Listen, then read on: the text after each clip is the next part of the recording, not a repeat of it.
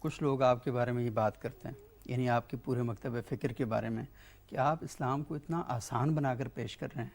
اور جس کے نتیجے میں مطلب یہ جو مغرب ہے بہت خوش ہوتا ہے، اور وہ جو تعبیر و تشریح آپ اسلام کی پیش کر رہے ہیں، اور وہ بس ہر بندے کے لیے بہت مزے کی ہے اور وہ بڑا انجوائے کرتا ہے، تو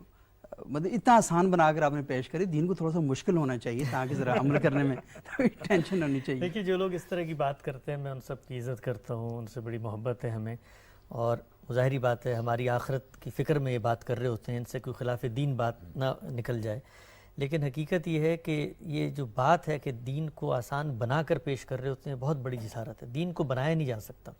احداث فی الدین یہ افتراء علی اللہ ہے، یہ ان 5 جرائم میں شامل ہے۔ صحیح۔ تو اللہ تعالیٰ ہر اس شخص کو بچائیں جو دین کو اپنی طرف سے کچھ بھی بناتا ہے، مشکل بنائے تب بھی افتراء علی اللہ اور احداث فی الدین ہے، آسان بنائے تب بھی افتراء علی اللہ، یعنی اللہ تعالیٰ کے اوپر آپ ایک بات الزام لگا رہے ہیں کہ جی اس نے یہ کام کیا، اگرچہ اس نے یہ کام نہیں کیا۔ تو یہ جو خود سے بنانے کا کام ہے، مشکل ہو یا آسان،